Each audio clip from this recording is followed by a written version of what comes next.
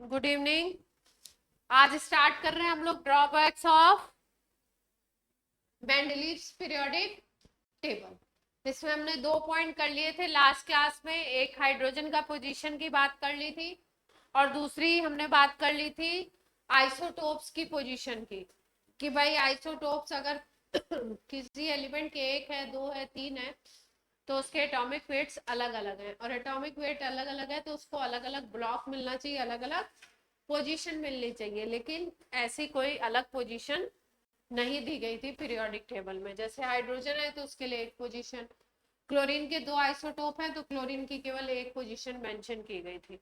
जबकि अगर एटम का एटॉमिक वेट अलग है और एटॉमिक वेट के इंक्रीजिंग ऑर्डर में आप अरेंज करके पीरियोडिक टेबल आपने बनाई है, मतलब मेंडलीव ने बनाई है, तो क्लोरीन के लिए 2 प्लेसेस होनी चाहिए, हाइड्रोजन के लिए 3 होनी चाहिए। इसी तरीके से अदर एलिमेंट जिनके भी जितने आइसोटोप्स हैं उन एलिमेंट को अलग अलग प्लेसेस मिलनी चाहिए। तो इस बेसिस पे ये क्या हो गया, ये इसकी डीमेरिट हो गई। अब थर्ड पॉइंट की अगर हम बात करें डीमेरिट्स में, तो हम ये कह सकते हैं कि कुछ ऐसे बना दिए थे इन्होंने पेयर जिसमें जो एलिमेंट पहले आ रहा था उसका एटॉमिक वेट ज्यादा था और जो बाद में आ रहा था उसका एटॉमिक वेट कम था।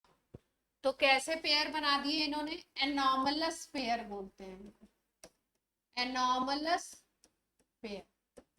एनॉमलस का मतलब जिसमें कुछ डिफरेंट हो गया। इन्होंने क्या करा था, इंक्रीजिंग एटॉमिक वेट में रखा था एलिमेंट को, और ऐसा रखते हुए प्रॉपर्टीज वगैरह को ध्यान में रखते हुए कुछ ऐसी पोजीशन कुछ एलिमेंट की सेट कर दी थी पीरियोडिक टेबल में जिसमें कुछ एनॉमली दिखाई दे रही थी। एनॉमली का मतलब जैसे ऑर्गन को पहले रखा और पोटेशियम को बाद में रखा। ऑर्गन का देखा एटॉमिक वेट 39.9 था और पोटेशियम का था 39.1। एटॉमिक वेट के टर्म्स में अगर देखो तो ऑर्गन को बाद में रखना चाहिए था, 39.9 है, और पोटेशियम को पहले रखना चाहिए था 39.1। लेकिन प्रॉपर्टीज वगैरह की बेसिस भी देखी थी इन्होंने, प्रॉपर्टीज को भी मेजर किया था, देखा था, उस बेसिस पे रखा। तो ये एक रॉन्ग पेयर बन गया। एक यहाँ पे गड़बड़ दिखा एटॉमिक वेट में, दूसरा निकिल और कोबाल्ट में भी देखने को मिला। कोबाल्ट और निकिल में भी देखा इन्होंने।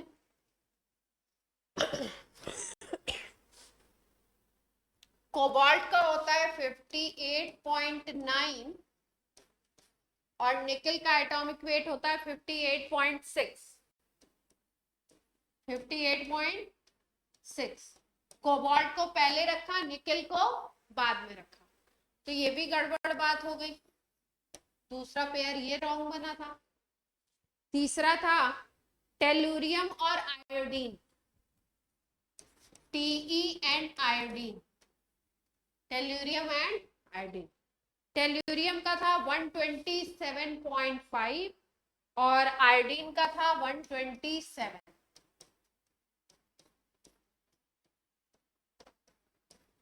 टेलुरियम के बाद आता है आयोडीन, तो ये भी रॉन्ग पेयर बन गया। 127.5 वाले को बाद में जाना चाहिए था, 127 वाले को पहले आना चाहिए।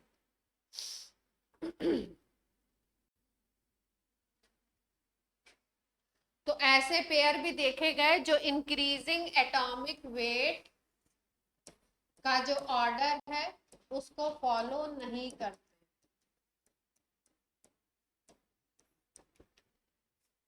इंक्रीजिंग एटॉमिक वेट का जो ऑर्डर है उसको फॉलो नहीं करते।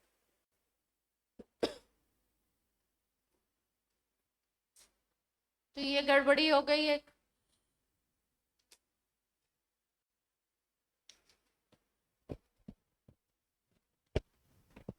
नोट कर लिया सबने।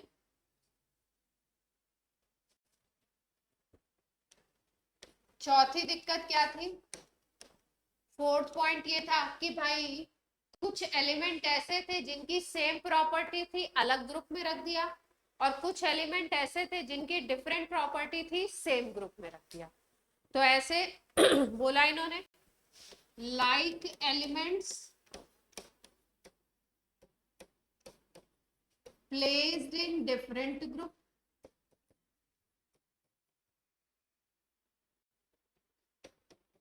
मतलब जिसकी प्रॉपर्टी सेम है उसको आप डिफरेंट ग्रुप में रख दो। जैसे इसमें एक एग्जांपल है आपका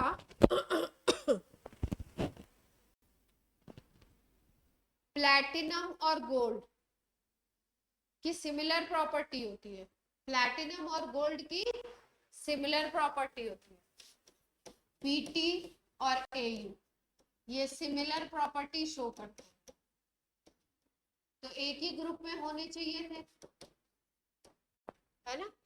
लेकिन क्या किया, पीटी को पोजीशन दे दी 8th ग्रुप में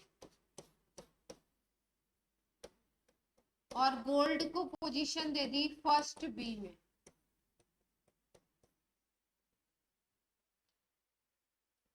प्रॉपर्टी सेम है लेकिन ग्रुप क्या कर दिया, इनको अलग कर दिया, तो ये भी गड़बड़ है।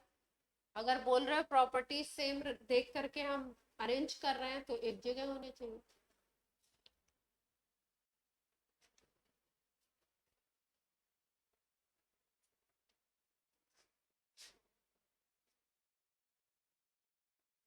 यहाँ पे like elements placed in different groups, अगले पॉइंट में हम बोल सकते हैं unlike elements placed in same group.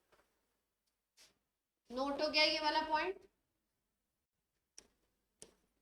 Unlike elements placed in same group, मतलब प्रॉपर्टीज अलग हैं और क्या कर दे, सेम ग्रुप में। प्रॉपर्टीज आर डिफरेंट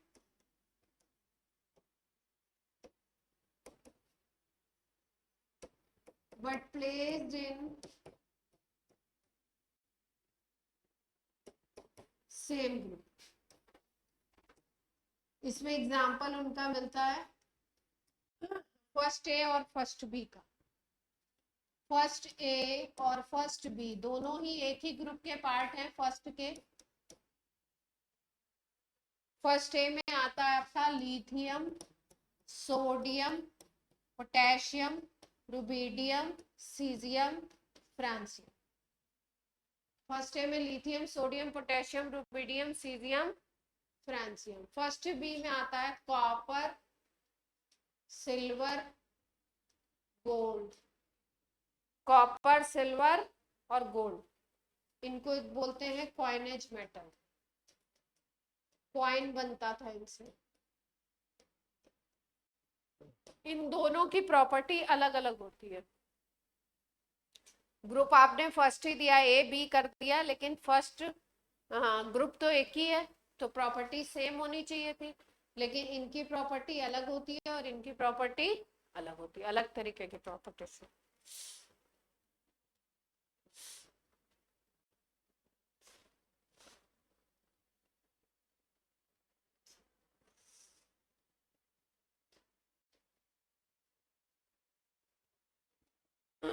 ये जो होते हैं ये मोर रिएक्टिव होते हैं,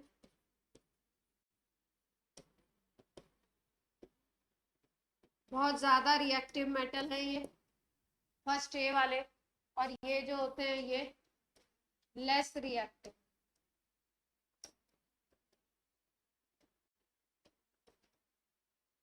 रिएक्टिविटी कम है काफी।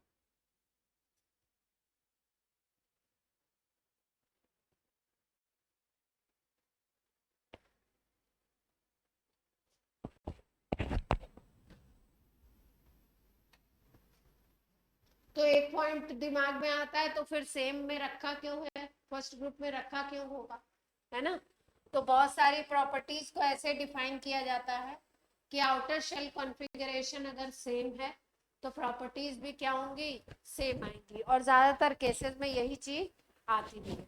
कि आउटर शेल कॉन्फ़िगरेशन क्या होगा, सेम होगा, मतलब आउटर शेल में जो इलेक्ट्रॉन होंगे उनका डिस्ट्रीब्यूशन एकदम सेम होगा, तो प्रॉपर्टीज क्या होंगी, सेम होंगी। इसमें देखा गया ये वाले जो एलिमेंट है फर्स्ट ए वाले, इसमें आउटर शेल में एस में एक इलेक्ट्रॉन होता है, आउटर शेल के एस में क्या होता है, एक इलेक्ट्रॉन, और यहाँ पे भी आउटर शेल में NS1 होता है, एक इलेक्ट्रॉन होता है। तो इसी बेसिस पे इन्होंने क्या कर दिया, सेम ग्रुप में रख दिया, लेकिन बाद में देखा गया प्रॉपर्टीज क्या थी, डिफरेंट।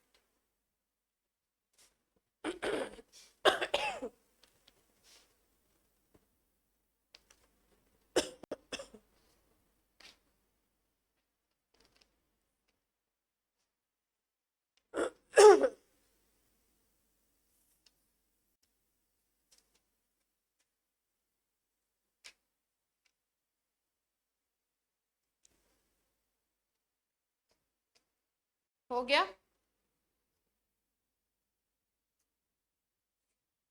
ये मेंडलीव की जो पीरियोडिक टेबल थी, इसमें बाद में क्या किया गया, कुछ आपके इम्प्रूवमेंट भी किए गए।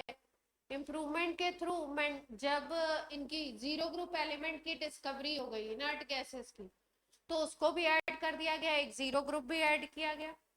दूसरी चीज मेंडलीव की पीरियोडिक टेबल में जब बाद में लेंथेनॉइड एक्टिनॉइड आ गए नीचे की तरफ, पीरियोडिक टेबल जो इस समय की पीरियोडिक टेबल है, modern form of periodic table, उसको अगर हम देखें तो नीचे की तरफ 14 एलिमेंट होते हैं, नीचे की तरफ बाद में ये भी ऐड कर दिए गए थे, नीचे की तरफ 14 एलिमेंट होते हैं। इस स्लाइड को अगर देखो ध्यान से, ये अभी की पीरियोडिक टेबल है, तो बाद में मेंडलीव में ये भी ऐड कर दिया गया था। ये एक यहाँ से लेकर के 58 से लेके 71 तक होते हैं, और यहाँ 90 से लेके 103 तक होते हैं, इसमें 102 तक लिखा है, 90 से लेके 103 तक होते हैं।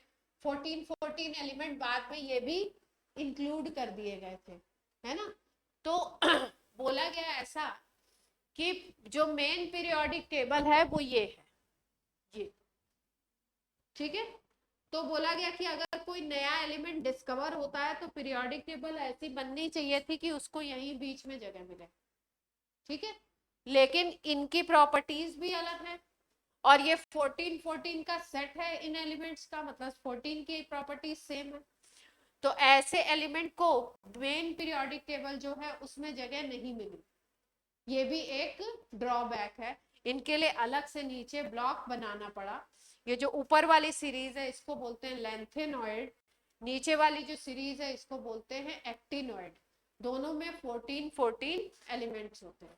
लेंथेनॉइड में याद रखते हैं कि एटॉमिक नंबर 58 से स्टार्ट करके लेंथेनॉइड नाम दिया गया है।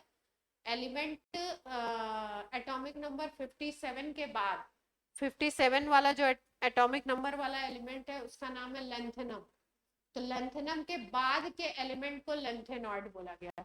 तो 58 से स्टार्ट करके 71 तक 14 एलिमेंट आते हैं, उनको बोलते हैं लेंथेनॉइड या लेंथीनाइड्स, ठीक है। इसके बाद नीचे वाली जो सीरीज है, नीचे वाले में भी 14 एलिमेंट हैं। इन 14 एलिमेंट को डिफाइन किया गया है, एक्टिनॉइड बोला गया। एक्टिनॉइड बोला गया किस बेसिस पे, एक्टिनियम 89 एटॉमिक नंबर है। एक्टिनियम के बाद के जो एलिमेंट है, मतलब 90 से स्टार्ट करके 103 तक के जो एलिमेंट है 14, इनको बोलते हैं एक्टिनॉइड या एक्टिनाइड्स। तो ये जो लेंथेनॉइड और एक्टिनॉइड थे, इनको मेन ये जो पीरियोडिक टेबल है इसमें कहीं पे जगह नहीं मिली, इनके लिए अलग प्लेस देनी पड़ी। जैसे आइसोटोप के लिए तो जगह ही नहीं थी, इनको अलग प्लेस देना पड़ा। तो ये बोला गया कि अगर इसको आपको अलग प्लेस देना पड़ रहा है, इसका मतलब ये भी एक कमी है जो अभी तक भी इम्प्रूव नहीं, ठीक है। तो कुछ बुक्स मेंडलीव की पीरियोडिक टेबल में, क्योंकि बाद में जो ओरिजिनल बनी थी, जो उस ओरिजिनल में तो ये सब तो इंक्लूड नहीं किया गया था, लेकिन बाद में कुछ उसमें रिफॉर्म करके चेंजेस करके फिर आई थी। उसका ड्रॉबैक ये बताते हैं कि भाई ये वाला भी एक ड्रॉबैक हम इंक्लूड कर सकते हैं कि एक्टिनॉइड लेंथेनॉइड को मेन पीरियोडिक टेबल में जगह नहीं, ठीक है। जैसे मान लीजिए कि कई बार अपने घर पे कोई फंक्शन हो है ना। और अपने घर में क्या हो, मान लो किसी के घर में 10 कमरे हैं, है ना, 10 रूम्स है। अब वो आपने क्या किया, गेस्ट को अरेंज करके उस तरीके से डिस्ट्रीब्यूट वगैरह करके कि हमारे इतने रिलेटिव आ रहे हैं एक रूम में इतने, ऐसे करके आपने अरेंजमेंट एक बना दिया, ठीक है। अब कई बार ऐसा भी होता है कि 4 रिलेटिव के साथ 2-4 एक्स्ट्रा में भी आ जाते हैं। अब वो जो एक्स्ट्रा वाले प्रकट हो गए, उनके लिए आपने कोई प्लेस मेंशन नहीं की थी, तो फिर आपको बगल में कोई मकान लेना पड़ा, या कोई आपको कुछ तो रेंट पे लेना पड़ा, होटल वगैरह या कुछ भी लेना पड़ा, है ना। अब जो मेन इवेंट जहाँ पे हो रहा है वहां पे तो एंजॉयमेंट तगड़ा हो रहा है, लोग मजे कर रहे हैं, लोग बातें कर रहे हैं, लोग म्यूजिक का आनंद ले रहे हैं, खाने पीने का आनंद ले रहे हैं। अब जिनको आपने उठा के बाहर रख दिया है, वो बार बार या तो यहीं पे रहे, तो यहाँ पे रहेंगे तो क्या होगा, कंजेस्टेड हो जाएगा, है ना। पूरी व्यवस्था क्या हो जाएगी। अब मान लो आपने 20 लोगों के लिए बनाई है, अरेंजमेंट किया, अब 30 लोग आ गए तो दिक्कत हो जाएगी ना, वहां पे पूरा आपका अरेंजमेंट चौपट। और अगर वो बेचारे जहाँ पे आपने उनको प्लेस दे दिया वहां पे रहते हैं, तो फिर फंक्शन में क्यों आए। तो क्या होता है, कई बार ऐसी ऐसी सिचुएशन में रिलेटिव्स बुरा भी मान जाते हैं, हमें तो बाहर ही रख दिया, हमें तो आउटसाइड ही कर दिया, है ना। तो ये क्या, लेंथेनॉइड एक्टिनॉइड की पोजीशन क्या है, इसी टाइप की है कि मेन पीरियोडिक टेबल में इनको जगह नहीं मिली, नीचे जगह देनी पड़ी, क्योंकि ये किसने के सेट में थे, 14-14 के सेट में थे। ऊपर में कोई ब्लॉक बचा ही नहीं था, कोई जगह इस तरीके की थी नहीं जिससे कि इनकी प्रॉपर्टीज सिमिलर हो। अगर प्रॉपर्टीज सिमिलर हो तो रख देते, प्रॉपर्टीज सिमिलर थी नहीं, तो इनको अलग से प्लेस देनी पड़ी। तो ये कौन से थे, एक्स्ट्रा वाले रिलेटिव बन गए, और अभी तक बने हुए। क्लियर है बात। चलिए आगे बात करते हैं हम लोग। पर क्या होता है, फंक्शन तो वो भी रिलेटिव अटेंड करके जाता ही है ना। तो पीरियोडिक टेबल में ये आ गए और अब रहेंगे जब तक इनको कोई साइंटिस्ट कोई और प्लेस नहीं दिलाता, तब तक इनकी साइड वाली नीचे वाली प्लेस इनकी पक्की होती है। चलिए अब हम लोग बात करते हैं, मेंडलीव की पीरियोडिक टेबल की बात हो गई, उनके आपके ड्रॉबैक्स भी हो गए। अब हम लोग बात करते हैं मॉडर्न पीरियोडिक टेबल कैसे बनी। उसको long form of periodic table बोलते हैं। मॉडर्न किसने बनाई, फिर उसके बाद बोर की पीरियोडिक टेबल क्या है, नील्स बोर ने भी पीरियोडिक टेबल में कंट्रीब्यूट किया, वो क्या है, ये सब बात करते हैं, है ना। तो सबसे पहली बात, atomic number and modern periodic law. अभी हमने शुरू में मेंडलीव का पीरियोडिक लॉ पढ़ा था। मेंडलीव का पीरियोडिक लॉ था, physical and chemical properties of element are periodic function of their atomic weights, यानी कि एटॉमिक वेट्स के एक सर्टेन इंटरवल के बाद जो एलिमेंट हमें मिलेगा उसकी सिमिलर प्रॉपर्टीज होंगी, ठीक है।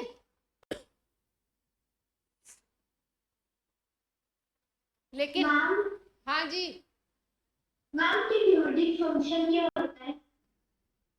हाँ अब बोलो।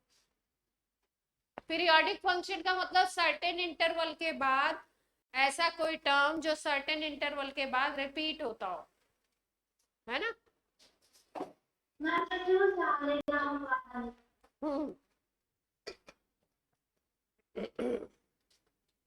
जैसे आप मैथ्स में कुछ फंक्शन वगैरह पढ़ते हो ना, कुछ तो पढ़ा होगा आपने या पढ़ोगे, तो फंक्शन का क्या मतलब होता है मैथ्स में, मतलब कुछ डेफिनेशन बताई गई होगी, कुछ तो होता होगा, याद नहीं है। हाँ मैथ्स में बहुत इंपॉर्टेंट होता है, आपको पता है कि नहीं, कि बेसिक डेफिनेशंस बहुत इंपॉर्टेंट होती हैं, लिखने के लिए नहीं आती हैं, पर जब तक आपको पता नहीं है, आप उसका मीनिंग नहीं जानते, तब तक बेसिक जो क्वेश्चंस है उनको करने में आपको क्या आएगी, दिक्कत।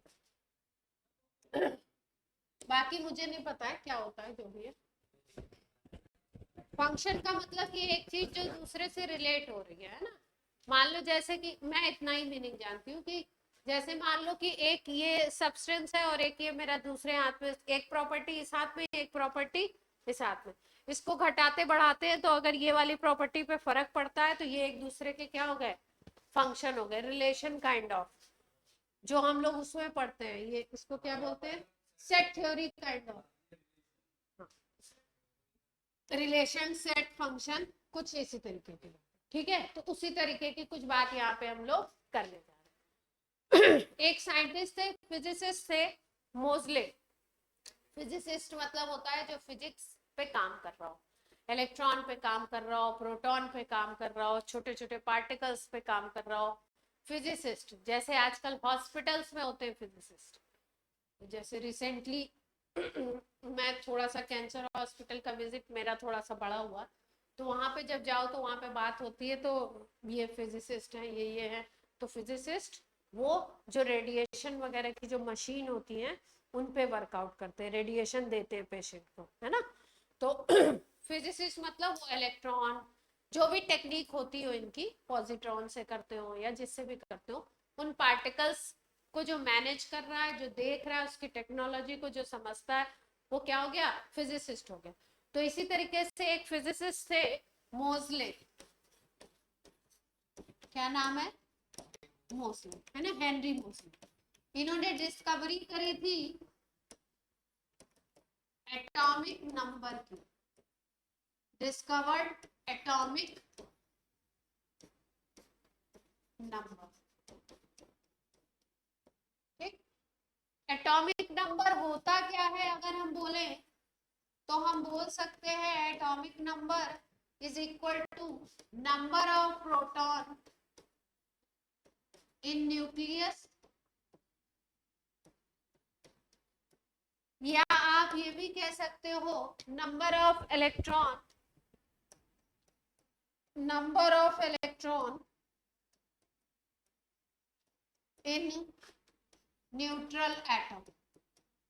न्यूट्रल एटम में जितने नंबर ऑफ इलेक्ट्रॉन होते हैं उसको भी हम एटॉमिक नंबर कह सकते हैं। और बेसिक डेफिनेशन है number of proton in nucleus is called atomic number. Z से डिनोट करते हैं, किससे डिनोट करते हैं, जेड से।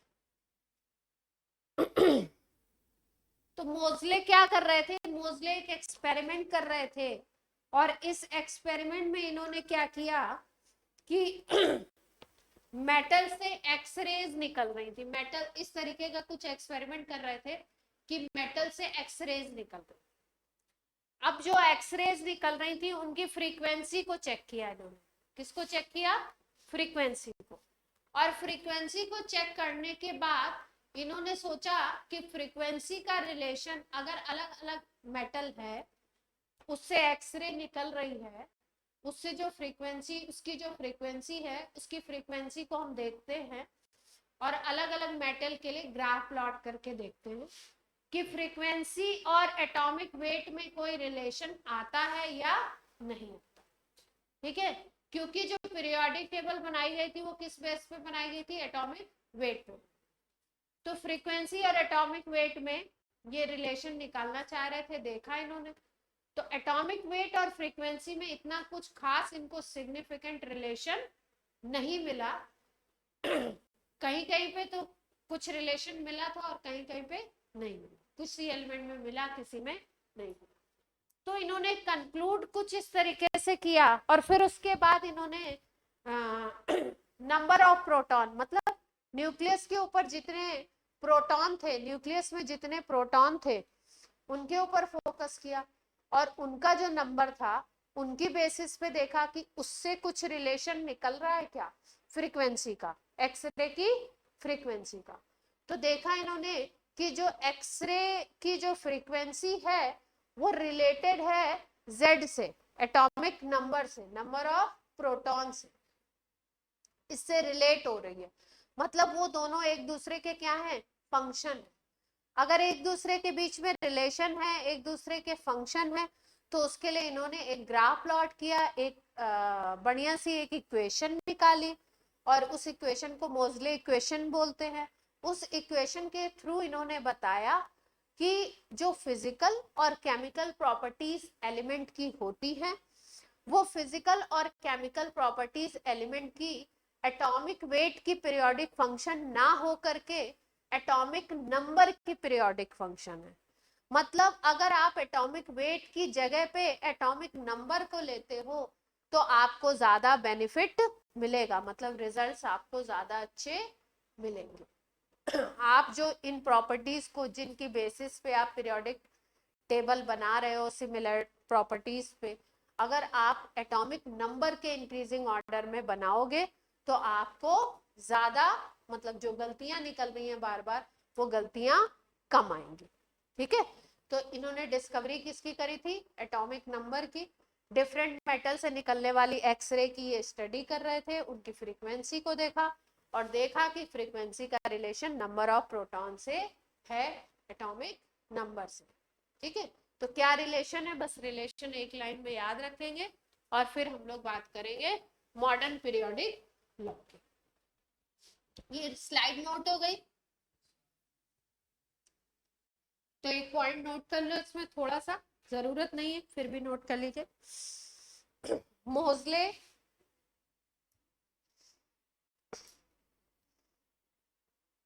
English physicist,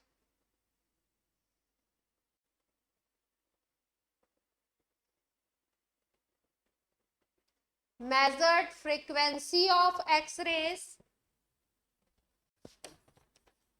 Moseley, English physicist,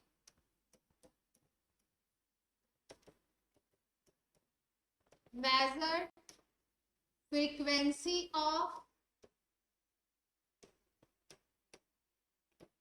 X-rays emitted from metal, emitted from metal, emitted from metal when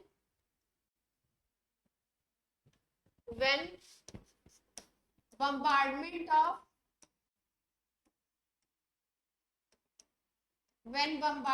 of high speed electron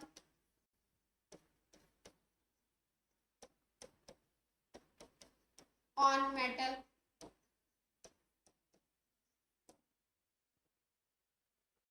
frequency को major किया इन्होंने। एक्सपेरिमेंट क्या किया था, मेटल के ऊपर हाई स्पीड के इलेक्ट्रॉन बम्बार्ड कर रहे थे, फेंक रहे थे, तो इन्होंने देखा एक्सरे निकल रही है, उसकी फ्रीक्वेंसी को मेजर किया। मेटल इनको पता ही थी, तो फिर इन्होंने क्या किया, इन्होंने एक रिलेशन निकाला, एक रिलेशन इवॉल्व किया इन्होंने। वो रिलेशन है root of nu is equal to A Z minus B. Root of nu is equal to A Z minus B. Nu तो आपको पता ही है इस रिलेशन में क्या है, फ्रीक्वेंसी होगी ऑफ एक्सरे। ए है प्रोपोर्शनलिटी कांस्टेंट,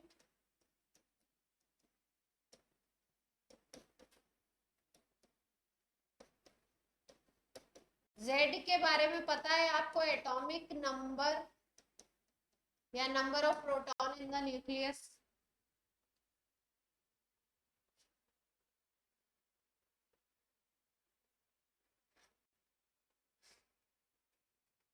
बी जो है ये भी एक कांस्टेंट है, और ये कांस्टेंट ऐसा है, constant for all lines in series.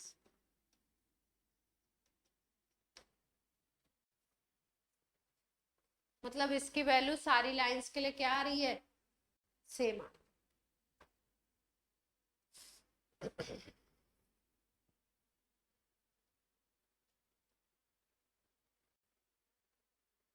ठीक है, इस चीज से इन्होंने ये बताया कि एलिमेंट से ही निकल रही थी एक्सरे, किसी मेटल से ही निकल रही थी एक्सरे, एक्सरे मेटल से निकल रही थी, उसकी फ्रीक्वेंसी को देखा, फ्रीक्वेंसी को रिलेट किया किससे, एटॉमिक नंबर से।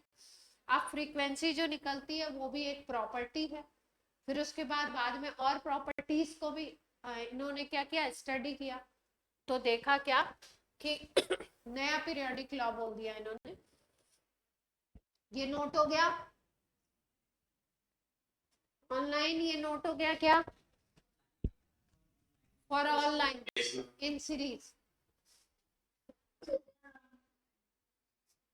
For all lines in the series. अब इन्होंने z की डिस्कवरी करी, z का रिलेशन न्यू से निकाला, फ्रीक्वेंसी से निकाला, फिर बहुत सारी प्रॉपर्टीज की स्टडी भी करी और देखा कि जब एटॉमिक नंबर चेंज हो रहा है, जो प्रॉपर्टीज हैं वो किसके ऊपर डिपेंड कर रही हैं, एटॉमिक नंबर के ऊपर डिपेंड कर रही हैं। तो नया पीरियोडिक लॉ दे दिया इन्होंने, जिसको हम बोलते हैं मॉडर्न पीरियोडिक लॉ। एक मेंडलीव का है और एक आपसे एग्जाम में पूछते हैं मॉडर्न पीरियोडिक लॉ, 11th में पूछते हैं मॉडर्न पीरियोडिक लॉ बताओ। तो क्या बताएंगे, physical and chemical properties of element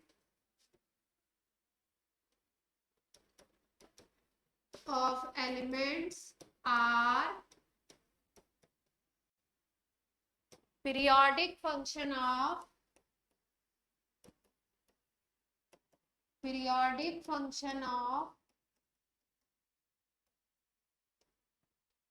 periodic function of their atomic number। Old वाले में इस डेफिनेशन में एटॉमिक नंबर की जगह क्या था, एटॉमिक वेट। नया चेंज किसने कर दिया, मोज़ले ने।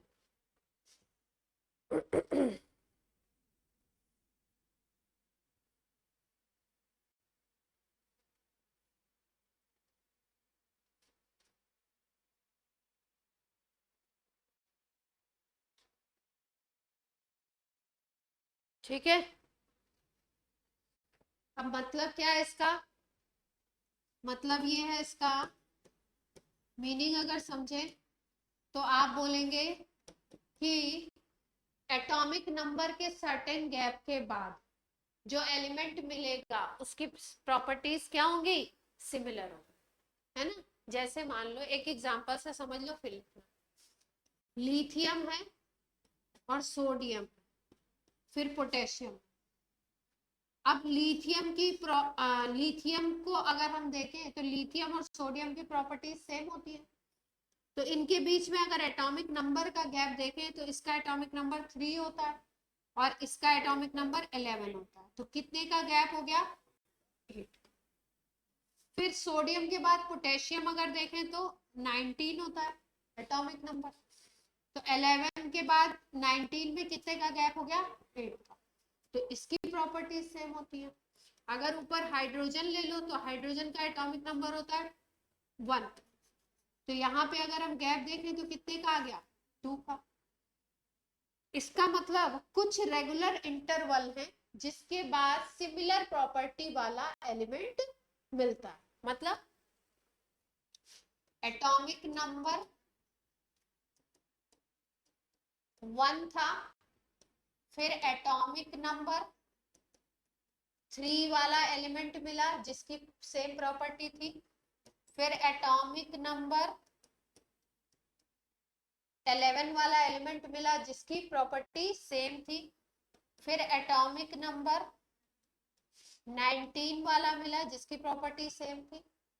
तो इनके बीच में गैप कितने का था, ये हाइड्रोजन था, ये लिथियम था, ये सोडियम था, ये पोटेशियम था। अगर हम देखें जिसको हम नाम दे रहे हैं रेगुलर इंटरवल या रेगुलर गैप जिसको बोल रहे हैं, तो इनके बीच में गैप कितने का था, 2 का।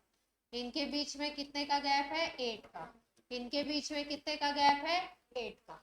इसका मतलब कि अगर फर्स्ट शुरुआत से आप ऊपर वाले कॉलम से लेते हो किसी एलिमेंट को पीरियोडिक टेबल में, तो ऊपर वाले कॉलम के बाद 2 एटॉमिक नंबर छोड़ के अगला जो एलिमेंट आएगा उसकी प्रॉपर्टी क्या होगी, सेम होगी। फिर 8 एटॉमिक नंबर और छोड़ दीजिए, फिर जो एलिमेंट आएगा उसकी प्रॉपर्टी क्या होगी, सेम होगी। फिर और 8 का गैप कर दीजिए तो जो प्रॉपर्टी आएगी उसकी क्या आएगी, सेम आएगी। तो इस तरीके से एक रेगुलर इंटरवल के बाद प्रॉपर्टीज क्या होती हैं, सेम आती है। ये जो इंटरवल है वो क्या बताया गया ऊपर से लेकर के पीरियोडिक टेबल में, 2, 8, 8, 18, 18, 13, ये नंबर्स हैं। इतने के गैप के बाद जो एलिमेंट मिलता है वो क्या मिलता है, सेम प्रॉपर्टी वाला एलिमेंट मिलता है। हाँ, लिथियम से शुरू करें तो हाँ,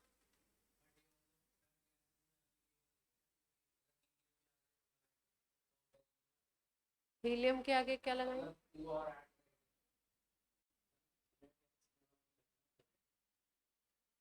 हीलियम के बाद क्या आएगा,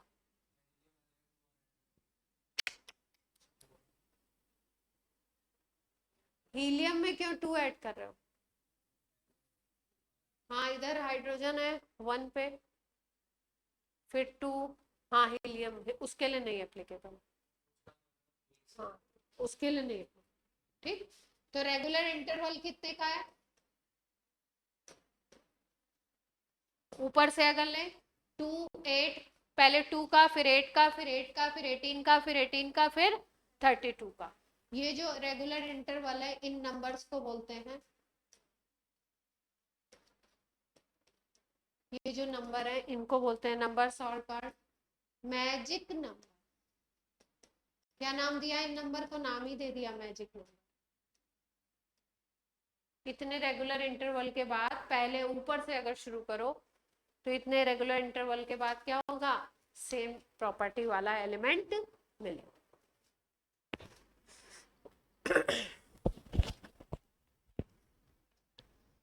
इसका मीनिंग तो लिखवा दे, मीनिंग तो लिखवाए नहीं।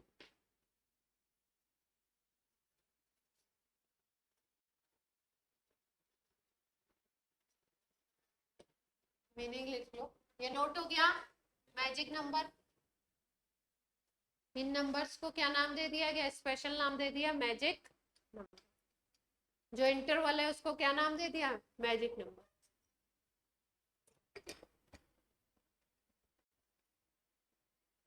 मॉडर्न पीरियोडिक टेबल बना दी गई किसकी बेसिस पे, एटॉमिक नंबर पे।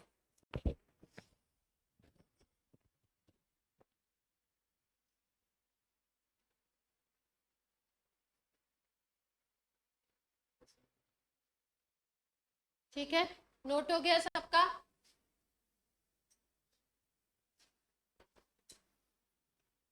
मीनिंग लिख लो, मीनिंग क्या था, after certain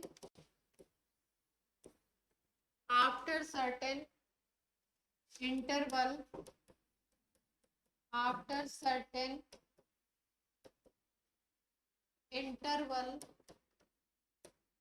of atomic number, element we find have similar properties.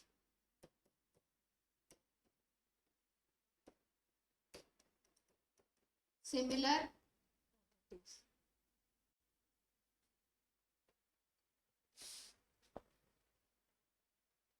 ठीक है, and this is called, और इसी को बोलते हैं हम पीरियोडिसिटी। क्या नाम देते हैं इसी को, सर्टेन रेगुलर इंटरवल के बाद सिमिलर प्रॉपर्टी वाले एलिमेंट का मिलना क्या कहलाता है, पीरियोडिसिटी। इसी को क्या कह दिया, पीरियोडिसिटी। बादल कोई दिक्कत है,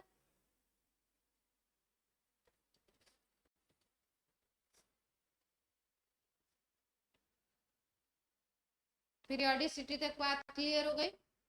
प्रॉपर्टीज का रिपीटिशन सर्टेन इंटरवल के बाद, एटॉमिक नंबर के इंटरवल के बाद, इसी को बोलते हैं क्या, पीरियोडिसिटी।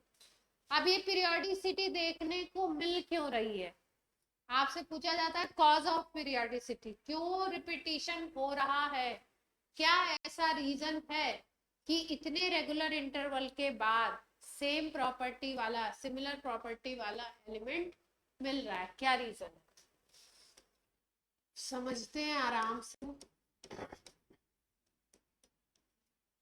किसी भी एक का एग्जांपल लेंगे, इसी किसी ग्रुप का। ज्यादातर क्या करते हैं पहले, हाँ बोलिए।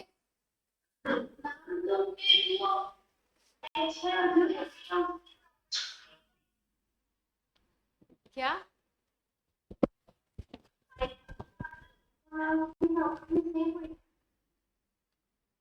किसकी property, lithium, sodium, potassium, rubidium, caesium की property same.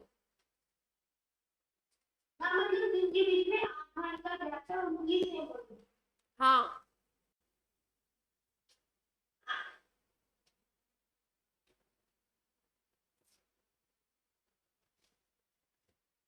Cause of periodicity समझ लीजिए, ठीक है।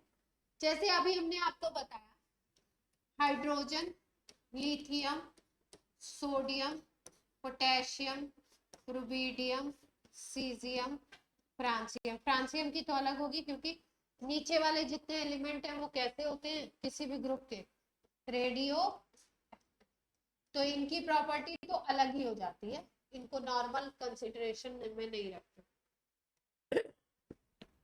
इनकी क्या होगी, सबकी सिमिलर प्रॉपर्टी। तो सिमिलर प्रॉपर्टी इनकी जो है, इसका रीजन क्या है, जिसको हम पीरियोडिसिटी बोल रहे हैं, उसका क्या रीजन है देखिए।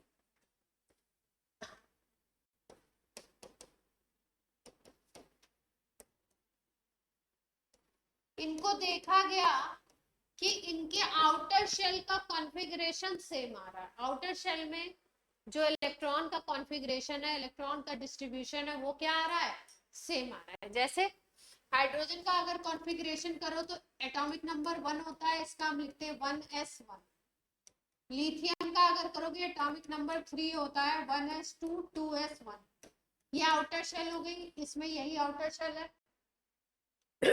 सोडियम का अगर करो एटॉमिक नंबर 11 है, 1s2 2s2 2p6 3s1। बाहर वाली शेल में देखो कितने इलेक्ट्रॉन है, 1, वो भी किसमें है, s में।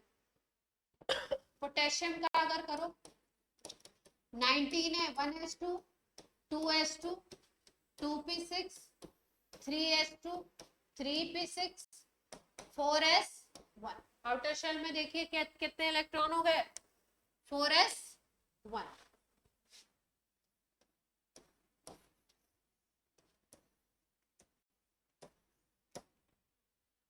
रुबिडियम का करोगे तो आउटर शेल में आ जाएगा आपका इलेक्ट्रॉन, लास्ट में आएगा 5s1। सीजियम का करोगे तो आउटर शेल में आएगा 6s1। फ्रांसियम का करोगे तो आउटर शेल में आएगा 7s1।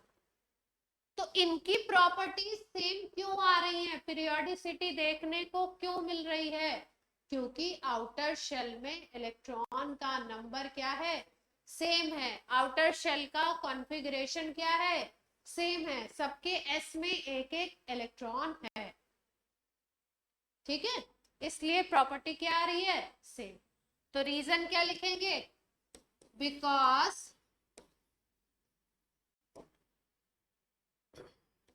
configuration of outer shell is same, so properties are similar। और प्रॉपर्टीज की सिमिलरिटी को ही तो पीरियोडिसिटी बोल रहे हो।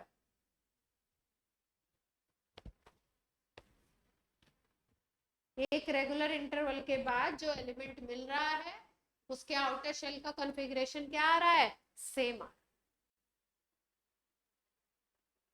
ठीक है, ये केवल एक ग्रुप की ही बात नहीं है, सारे ग्रुप में ये बात क्या होगी, लागू होगी।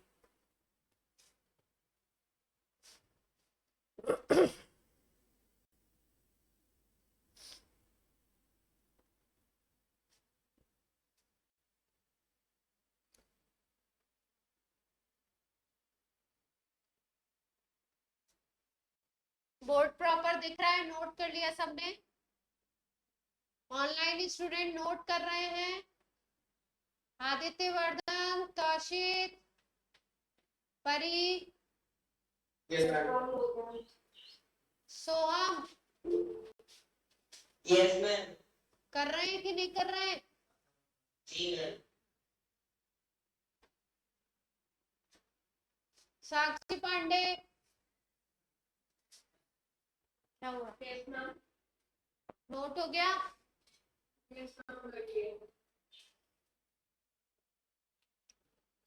क्या हुआ, हंसे क्यों तुम? क्या?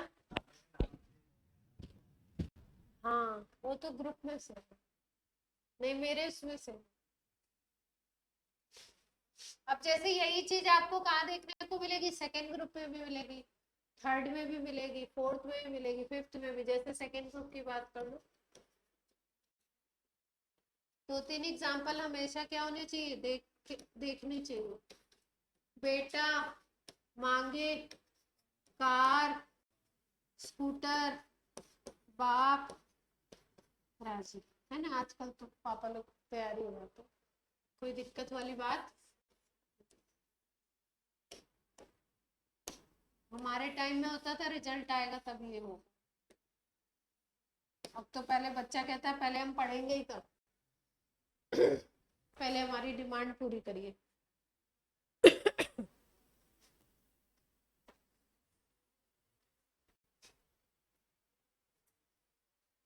है ना, आजकल डिमांड बढ़ गई है ना बच्चों की।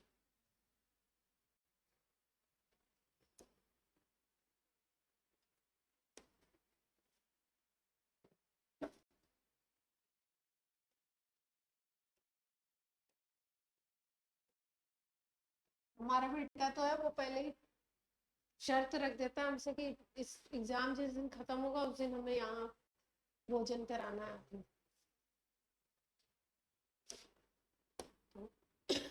उसे और कुछ नहीं चाहिए, बढ़िया।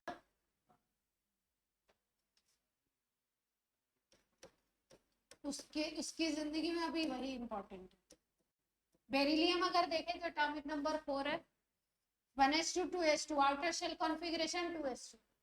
मैग्नीशियम देखो तो एटॉमिक नंबर होता है आपका कितना होता है, 12, outer shell configuration 3s2। Calcium देखो तो 20 होता है,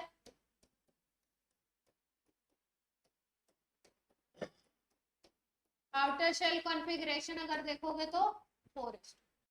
इस तरीके से अगर नीचे जाते जाएं तो पहले में 2s2 था, फिर 3s2 हुआ, फिर 4s2 हुआ, स्ट्रोंशियम में जाओगे लास्ट में तो 5s2 आ जाएगा। फिर बेरियम में जाओगे आप, बेरियम में जाओगे तो 6s2 हो जाएगा, रेडियम में जाओगे तो 7s2। तो आउटर शेल कॉन्फ़िगरेशन आपको सेम टू सेम दिखाई दे रहा है, तो इनकी प्रॉपर्टीज भी क्या होंगी, सेम। क्लियर है?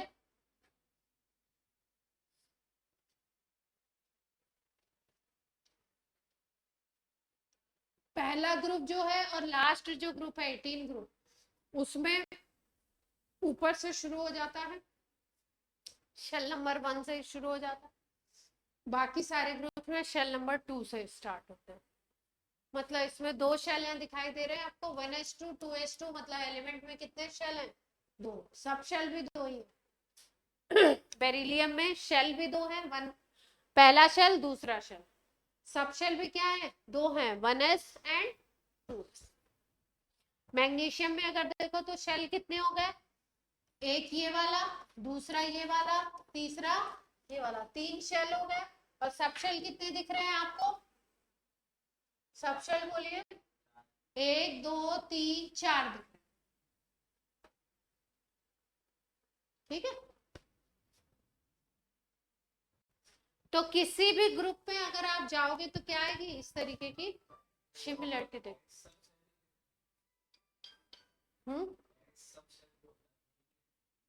एस सबशेल क्या क्या क्या क्या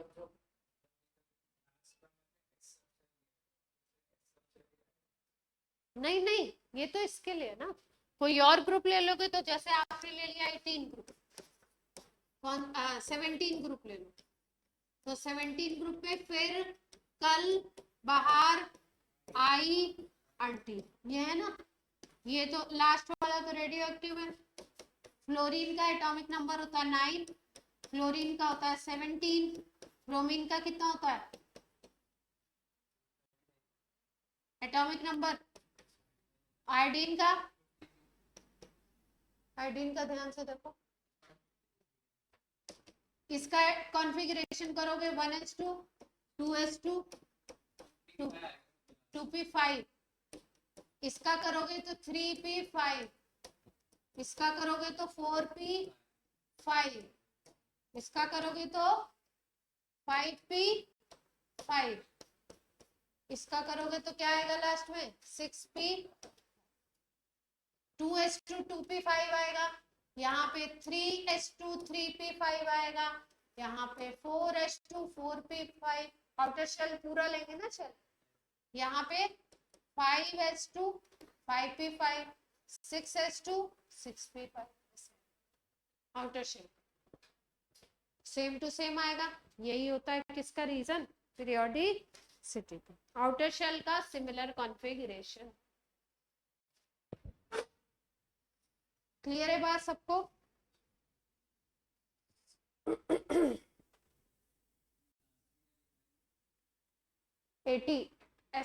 एटिस्टाइन बोलते हैं, इसका प्रोनाउंसिएशन कौन सा?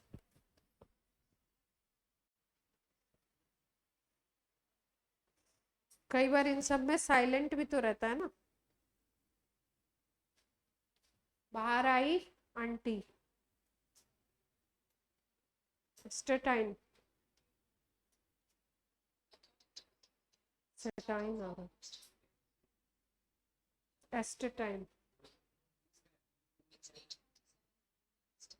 इसका एटॉमिक नंबर बोलो 80 का जल्दी से।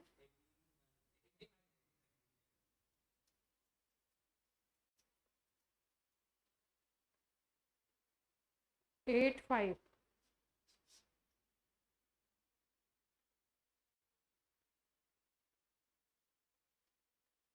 लिखा तो एस्टाटाइन है लेकिन पढ़ते एस्टाटाइन नहीं है, एस्टाटाइन।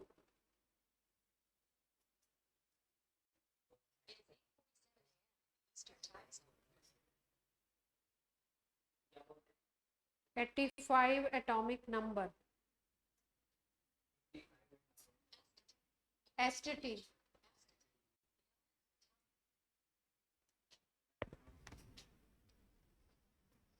एस्टेटीन बोलेंगे है ना। गूगल आंटी से पूछ लिया हमने क्या नाम है, और कई बार इनका वो भी होता है ना, इन नेम्स का अलग अलग कौन सी इंग्लिश होती है उसमें वर्जन में अलग अलग नाम भी होता है। हाँ हाँ, हमारे टीचर ने एस्टेटाइन तो नहीं बताया, अब पता नहीं जो भी है, ठीक है। यहाँ तक की बात क्लियर हो गई? चलो भैया अब नया long form of periodic table करेंगे। नए पीरियोडिक टेबल पे आ जाए प्रेजेंट फॉर्म या long form,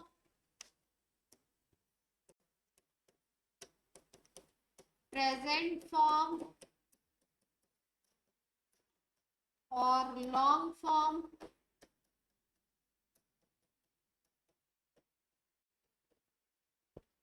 of periodic table,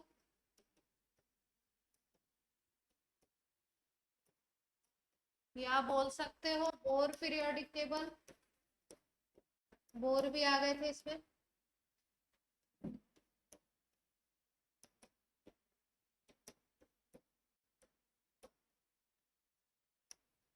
ये अभी चलती है, ठीक है। इस पीरियोडिक टेबल का पूरा स्ट्रक्चर समझते हैं 1 मिनट में। लिखवाएंगे जो सो लिखवाएंगे, अभी लिखना मत कुछ।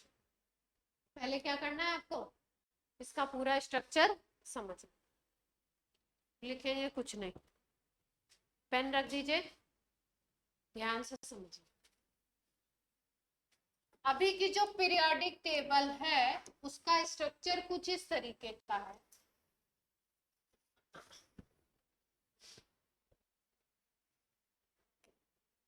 आपको कुछ ऐसे देखने को मिलेगा।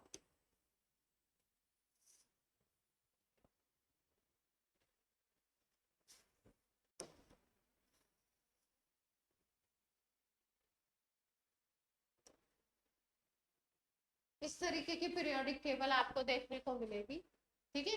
ध्यान से देखिए। पहली बात तो इसमें वर्टिकल कॉलम रखे गए हैं 18 वर्टिकल कॉलम्स। यहां से स्टार्ट होगा, इधर पे 1 to 2, ठीक है, नंबर से चलेगा, सीरियल से बिल्कुल। यहाँ पे 3 से लेकर के जाएगा आपका 12 तक। ग्रुप नंबर 3 to 12 कहाँ पे आ रहे हैं, बीच में आ जाते हैं, बीच वाले पार्ट में। फिर उसके बाद यहाँ पे आ जाएंगे 13 से, 13, 14, 15, 16, 17 और लास्ट में 18 ग्रुप। ये आएगा आपका, ये वर्टिकल कॉलम्स है। वर्टिकल कॉलम्स कितने हैं modern form of periodic table में, 18, 1 to 18 सीरियल से हैं बिल्कुल। लेफ्ट हैंड साइड में group number 1, group number 2। Group number 1, group number 2 को मिला करके बोलते हैं एस ब्लॉक। क्या नाम देते हैं, S block. Group number 13 to 18 के जो एलिमेंट है इनको बोलते हैं पी ब्लॉक। लेफ्ट साइड में जो ग्रुप था 1 और 2, इसको एस ब्लॉक इसलिए बोला क्योंकि इसके आउटर शेल में जो लास्ट इलेक्ट्रॉन होता है जिसको हम वैलेंस इलेक्ट्रॉन बोलते हैं वो एस में जाता है। लास्ट इलेक्ट्रॉन किस में जाता है, एस सब शेल में जाता है, इसलिए इसको हम किस में रखते हैं, एस ब्लॉक में। मतलब इसमें लास्ट इलेक्ट्रॉन दोनों ग्रुप के जितने भी एलिमेंट होंगे एस में जाएगा। पी ब्लॉक के एलिमेंट को पी ब्लॉक का इसलिए बोलते हैं क्योंकि इसमें लास्ट इलेक्ट्रॉन किस में जाएगा, पी में। अभी अभी आपने देखा था 17 ग्रुप का कॉन्फ़िगरेशन, तो 17 ग्रुप के कॉन्फ़िगरेशन में लास्ट इलेक्ट्रॉन कहाँ जा रहा था, पी। 17 ग्रुप पी ब्लॉक में आ रहा है। हाँ 18 में P6 हो जाएगा, है ना।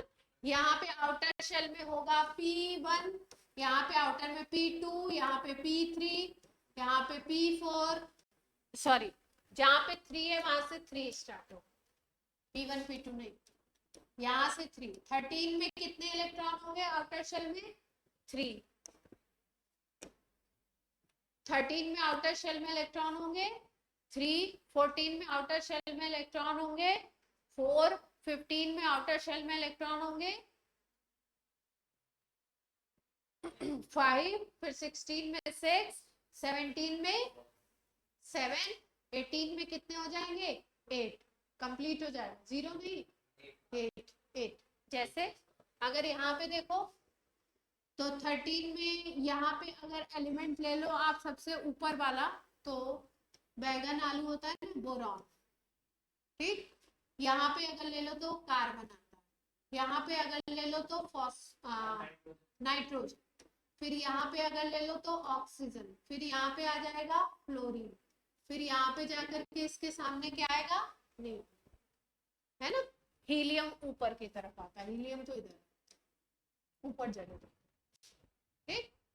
तो यहाँ पे अगर इलेक्ट्रॉनिक कॉन्फ़िगरेशन देखें, बोरॉन में आएगा 1s2, 2s2, 2p1, outer shell में p1। यहाँ पे अगर देखोगे तो 2p2, यहाँ पे देखोगे तो कितना हो जाएगा, 2p3, 2p4, 2p5, फिर 2p6। ये कॉन्फ़िगरेशन आउटर शेल में p में इलेक्ट्रॉन जा रहा है, p1 p2 p3 p4 p6 p5 p6। Outer shell में इलेक्ट्रॉन कहाँ जा रहा है, पी, इसलिए पी ब्लॉक। ठीक, नीचे 3 to 12 तक जो ग्रुप आएंगे, 3 से लेकर के 12 तक सारे ग्रुप, 3 4 5 6 इस तरीके से सारे 12 तक के जो ग्रुप आ रहे हैं, इन सबको हम बोलते हैं डी ब्लॉक एलिमेंट, क्योंकि इसका आउटर शेल का इलेक्ट्रॉन जाता है डी सब शेल में। ठीक है, इसका अगर पहला एलिमेंट हम देखें थर्ड ग्रुप का, तो यहाँ पे आता है स्कैंडियम। कौन सा एलिमेंट है, स्कैंडियम। स्कैंडियम का कॉन्फ़िगरेशन, स्कैंडियम का एटॉमिक नंबर 21 होता है। कॉन्फ़िगरेशन ध्यान से देखिए, 1s2 2s2, कुछ नोट नहीं करना है, देखिए ध्यान से बस, 1s2 2s2 2p6 3s2 3p6 4s2 3d1। अगर हम देखें तो पहले शेल में भी डी नहीं होता है, पहले शेल में केवल 1s होता है। दूसरे शेल में अगर देखें तो 2s और 2p होते हैं, 2d नहीं होता है। तीसरे शेल में अगर देखें तो 3s 3p और 3d होता है। जितने शेल उतने सब शेल, 3d होता है। तो 3d का इंट्रोडक्शन कहाँ से हुआ है, थर्ड शेल से हुआ है, इसलिए यहाँ पे थर्ड शेल से स्टार्ट होगा आपका। स्कैंडियम पहला एलिमेंट है 3d डी ब्लॉक एलिमेंट में। स्कैंडियम कौन सा एलिमेंट होता है डी ब्लॉक का, फर्स्ट एलिमेंट है डी ब्लॉक का। तो इसमें इलेक्ट्रॉन कितने दिखाई दे रहे हैं, 3d1, आउटर शेल में 3d1। जैसे जैसे एक एक एटॉमिक नंबर आगे बढ़ते जाओगे, वैसे वैसे 1 से लेके कहाँ तक इलेक्ट्रॉन भरे जाएंगे, 10 तक। ठीक है, तो ये वाले को डी ब्लॉक क्यों बोला, क्योंकि आउटर शेल का कॉन्फ़िगरेशन क्या था, आउटर शेल में इलेक्ट्रॉन कहाँ जा रहा है, डी में। ठीक, ये जो आपके डी ब्लॉक के एलिमेंट है, इसमें आपकी 4 सीरीज होती है। क्या होती है, 4 सीरीज, 10-10 एलिमेंट की। ऊपर 10 एलिमेंट, फिर 10, फिर 10, फिर 10। ठीक है, 10-10 एलिमेंट्स की 4 सीरीज होगी। पहले में आउटर शेल में इलेक्ट्रॉन 3d में जाता है, उसलिए सीरीज को बोलते हैं 3d सीरीज। यहां से स्टार्ट होगा, स्कैंडियम में 3d1 है, तो अगला एलिमेंट टाइटेनियम होता है, टाइटेनियम में 3d2, ऐसे करके 3d3 3d4 3d5 3d6 3d7 3d10 तक जाएगा। जिंक में 3d10 होता है। ठीक, तो 3d सीरीज। फिर उसके बाद आउटर शेल में इलेक्ट्रॉन 4d में जाता है, तो उसके नीचे जो एलिमेंट आएंगे वो 4d series. After that 5d series, मैदान बोर्ड पे ध्यान दीजिए।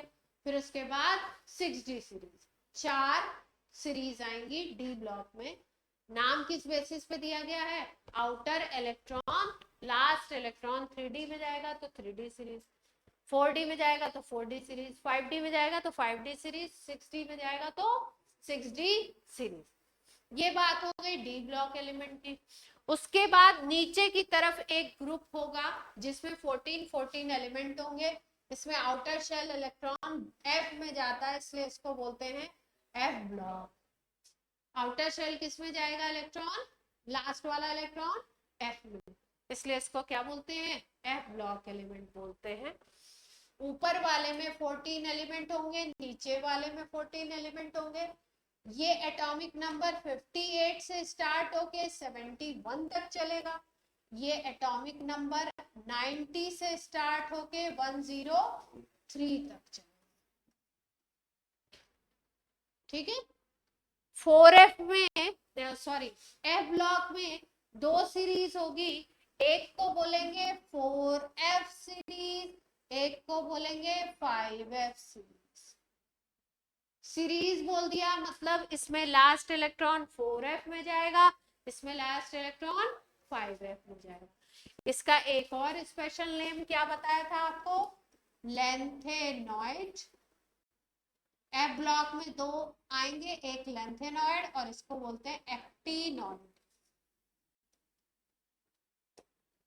कुछ मोटी मोटी बात दिमाग में बैठी, बोलो जल्दी। याद होना चाहिए, धीरे धीरे, नहीं याद होगा तो क्या होगा, मामला खराब होगा। कितने ब्लॉक पीरियोडिक टेबल में मॉडर्न में? 4 ब्लॉक कितने हो गए? 4। S P D F. बिल्कुल लेफ्ट में जो 2 ग्रुप हैं 1 एंड 2 वो आ गए एस में। बिल्कुल राइट में जो ग्रुप है 13 to 18 वो किस में आ गए? पी में। बिल्कुल आपके जो बीच में मिल रहे हैं उनको डी ब्लॉक एलिमेंट बोलते हैं। इनकी प्रॉपर्टीज इनके और इनके बीच की होती है। इनकी प्रॉपर्टीज इनके और इनके बीच की होती है। ये बहुत ज्यादा इलेक्ट्रो पॉजिटिव होते हैं, ये मेजर वे में इलेक्ट्रॉन निगेटिव होते हैं। इनकी कुछ बीच की सिमिलर सी प्रॉपर्टी दिखती है, इसलिए इनको क्या बोलते हैं? ट्रांजिशन एलिमेंट भी बोलते हैं। डी ब्लॉक एलिमेंट या ट्रांजिशन एलिमेंट। फिर नीचे जो ब्लॉक आएगा उसको बोलते हैं एफ ब्लॉक।